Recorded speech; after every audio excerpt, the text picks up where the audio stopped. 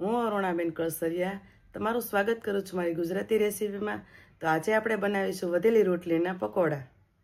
આને 4 બાફેલા બટેકા લીધા છે, આપણે એને ફોલી નાખવાના છે।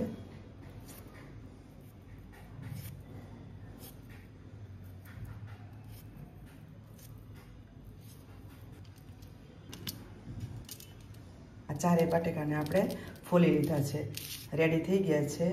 હવે આપણે એક ડુંગળીને કાપી લેવાની છે।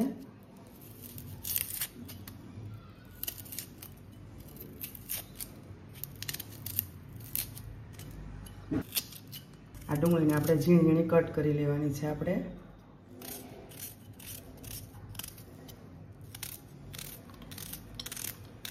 એકદમ ઝીણી ઝીણી કટ કરી નાખવાની છે।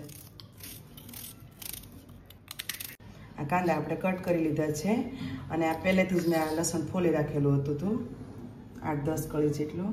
આપણે ધાણા કટ કરી લઈશું ઝીણા ઝીણા। આ ધાણા કપાઈને એક નાનો આદુનો ટુકડો લીધો છે, આ 2 મરચી લીધી છે, તો આપણે એને ઝીણા ઝીણા ટુકડા કરી નાખવાના છે। ઝીણા ઝીણા ટુકડા કરી ને પછી આપણે એને ખાંડી નાખવાનું છે। અને આ આદુ મરચી ખંડાઈ ગઈ છે, તો હવે આપણે આ લસણ લીધું તો એ પણ આપણે આદુ મરચી હારે ખાંડી નાખવાનું છે।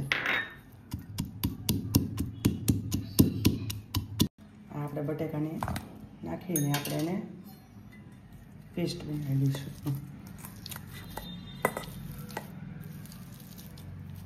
તો અડધી ચમચી મીઠું નાખવાનું છે આપણે અંદર, અડધી ચમચી હળદર, અડધી ચમચી ધાણા જીરું પાવડર, થોડી હિંગ, આદુ મરચાં લસણની પેસ્ટ,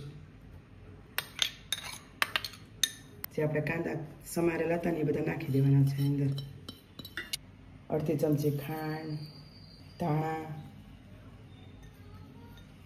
અડધા લીંબુનો રસ, થોડો ગરમ મસાલો,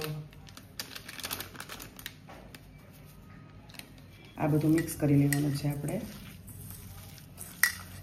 આ ખાવામાં ખૂબ જ ટેસ્ટી લાગે છે।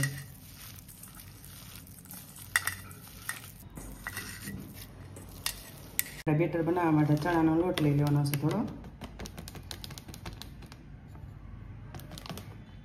સ્વાદ પ્રમાણે મીઠું, ચીલી ફ્લેક્સ, બધું બરાબર મિક્સ કરી અને આપણે એને થોડું થોડું પાણી નાખીને એડ કરતું જવાનું છે, એને બેટર બનાવતું જવાનું છે।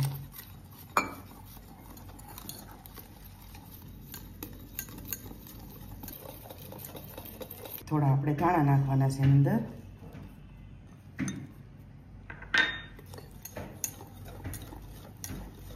તો આપણે હવે બેટર બનીને રેડી થઈ ગયું છે। તો આપણે એને હવે 5 મિનિટ માટે રેસ્ટ આપી દઈશું। આને સવારે બનાવી હતી ને રોટલી, તો 2 રોટલી વધી છે આપણે, તો 2 રોટલીના આપણે પકોડા બનાવવાના છે। તો આપણે એને હવે કટ કરી લઈશું।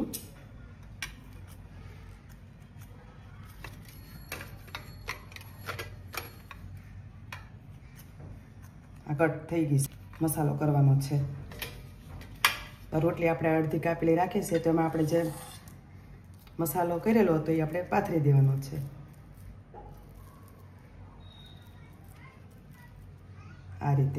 આ રીતે બધો બરાબર પાથરી દેવાનો છે। આના પકોડા ખૂબ જ ટેસ્ટી લાગે છે। તો આપણે હવે આને ફોલ્ડ કરી દઈશું। ફોલ્ડ કરીને સાઈડ પર મૂકી દીધા છે આપણે।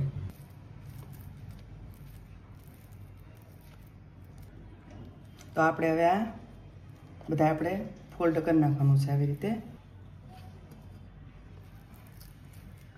આવી રીતે બધા પકોડાને આપણે મસાલો પાથરી દેવાનો છે। આ પકોડા નાના મોટા બધાને જ ભાવે છે, તમે પણ ઘરે જરૂરથી બનાવજો, ખૂબ જ।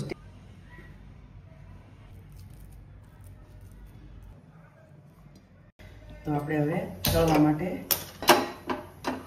પેન મૂકીશું। તો તેલ આપણે હવે ગરમ થવા દેવાનું છે બરાબર। હવે આપણે આ બેટર ખોલીને ચેક કરવાનું છે, તો આપણે એને બરાબર હલાવી જોવાનું છે, સેટ થઈ ગયું છે। તો આપણે એની અંદર થોડુંક હવે સોડા નાખી દેવાનો છે ખાવાનો।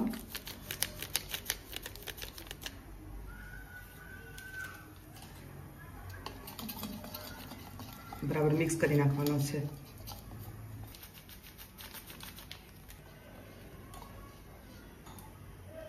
તો આપણે હવે પકોડાને ચણાના લોટમાં બોળી અને ધીમે ગેસે તળવાના છે.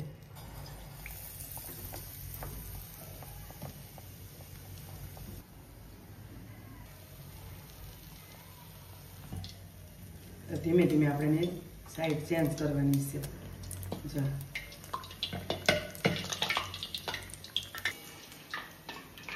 ધીમે ધીમે એને પલટાતું રહેવાનું છે આપણે પકોડાને. હવે આપણે આને ક્રિસ્પી થાય ત્યાં સુધી તળાવા દેવાનું છે. સરસ ક્રિસ્પી થવા મળ્યું છે ધીમે ધીમે.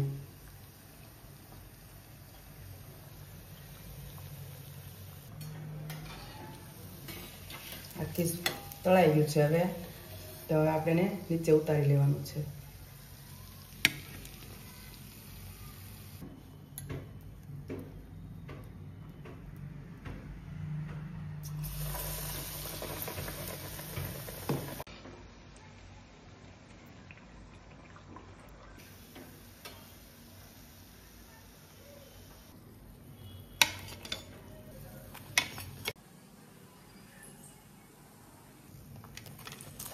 તો આ ક્રિસ્પી પકોડા બનીને રેડી છે. આ પકોડા તમે સોસ અથવા ચટણી સાથે ખાઈ શકો છો.